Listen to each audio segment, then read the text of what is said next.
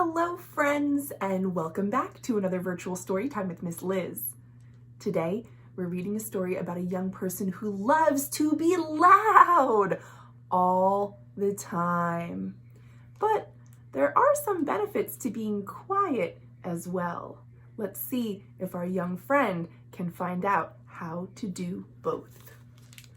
Today's book is called I Don't Want to Be Quiet, and it is by Laura Ellen Anderson. This is the young person who we're going to meet in these pages. Here we go.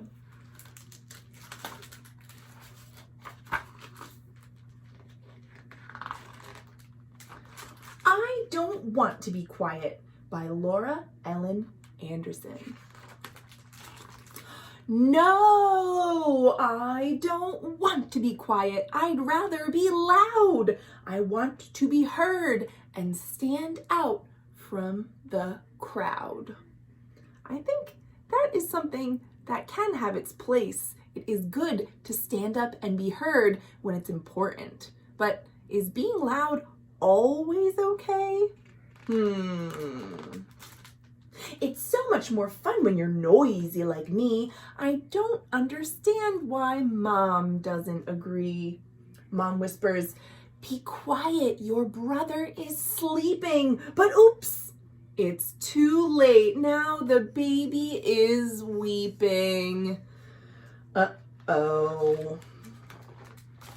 At school, I love chatting and laughing and clapping, but my teacher gets angry and then ends up snapping, "Enough! Please be quiet. You must listen in school." But silence in class is a terrible rule.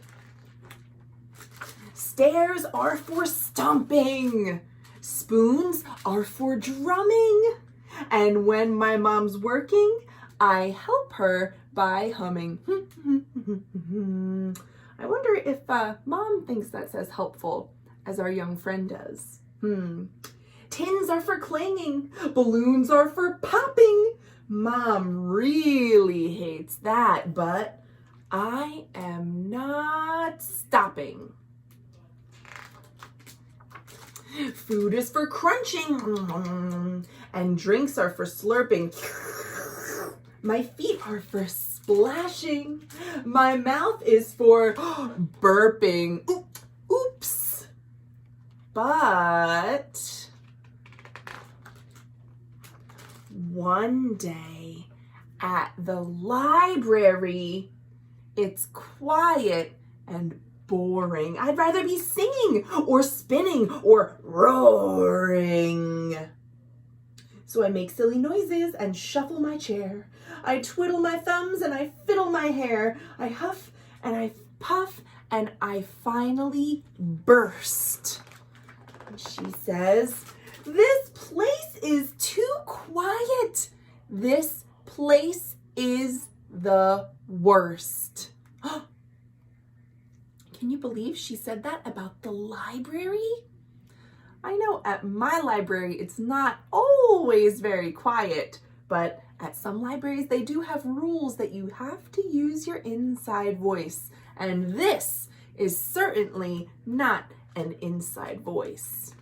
How do you think other people are going to react? Shh! We're reading! Talk quietly, please. I stop and I frown and I stare at my knees. My cheeks go all red, so I pick up a book. Maybe I'll give this a really quick look. So it looks like our main character found a place where it is not okay to be loud and decides it's time to try reading a book. You know what I hope is going to happen. What do you think is going to happen? Page after page, I'm completely spellbound. Hours have passed and I've not made a sound. But inside my head, there's a whole lot of noise. Magical quests, pirate girls, and lost boys. Seems like she might be reading something like Peter Pan. Next morning, I listen. And what do I hear? Birds tweeting and singing their new morning cheer.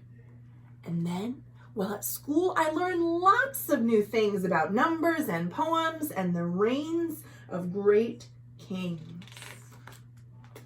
I like being quiet. It means I hear more of the small, gentle sounds that I couldn't before. Songs like the bugs moving about their day, the bees buzzing in the sky. But there are still lots of places and times to be loud, like when I'm drumming and dancing and making Mom proud. Wow, looks like her and her mom are both playing guitar. Maybe they're even in their very own band. And that, my friends, is the end of the story. I liked how our character found a way to be loud and to be quiet and saw the value in both of those things. Thank you so much for reading with me today, and I'll see you tomorrow for more great books. Tomorrow is the 1-year anniversary of my very first virtual story time, and I've chosen a very special book to read to you all for the occasion. So I hope you'll all tune in for tomorrow, March 19th's story time. I'm going to read a story about our experiences over the last year. Again, thank you so much for watching, and I'll see you tomorrow for more great books. Take care, everyone.